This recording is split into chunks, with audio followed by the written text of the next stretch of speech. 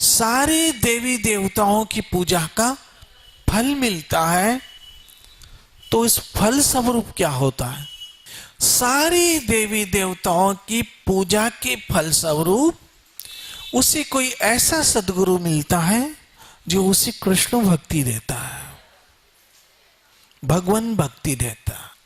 मुझे एक घटना याद आती है जो समझाने की है कि जब सारे देवी देवताओं की पूजा सफल हो जाती है, मैंने ये चीज अपने आध्यात्मिक जीवन में विशेषकर उसका नोटिस लिया है कि जो लोग भगवान शिव और माता दुर्गा की पूजा करते हैं, उनको कभी न कभी एक दिन ऐसा आता है कि बाबा भोलेनाथ और मां शक्ति की कृपा से उनको एक दिन कृष्ण भक्ति जरूर मिलती है। ये मैंने जीवन में नोट किया है, क्योंकि शिव के प्रिय भगवान श्याम सुंदर है, इसलिए भगवान भोलेनाथ और मां शक्ति की कृपा से, मां दुर्गा की कृपा से एक दिन उनको कृष्ण भक्ति जरूर मिलती है और वो अपना जीवन श्री कृष्ण की भक्ति में बिल्कुल लगा लेते हैं। तो मुझे रामकृष्ण परमहंस की जीवन की एक घटना याद आती है। आपको पता है कि ठाकुर रामकृष्ण परमहंस मां शक्ति के बहुत बड़े उपासक हुए हैं।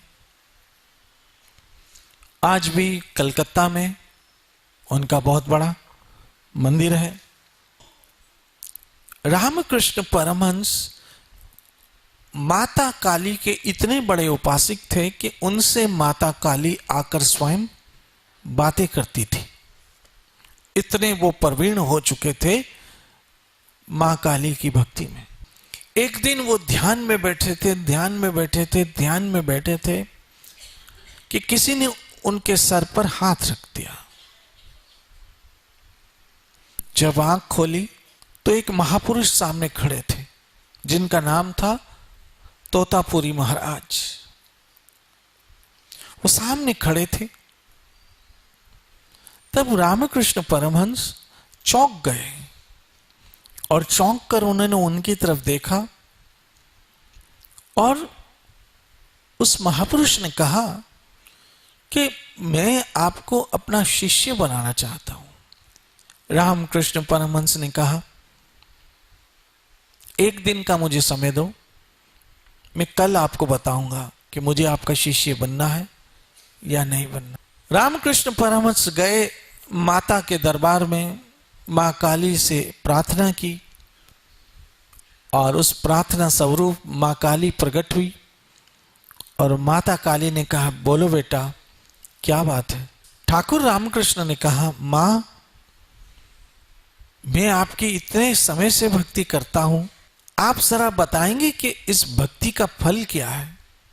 तब मां काली ने कहा, बेटा कल जो तुमको महापुरुष मिले, कल जो तुमको गुरु मिले, वही मेरी भक्ति का फल है। अर्थात जब हमें कोई सामर्थ्य सदगुरु मिलता है तो वो हमारे सारी जितनी हमने पिछले जन्मों में भक्ति की है उस सारे जन्मों का क्या है? परिपक्व फल है।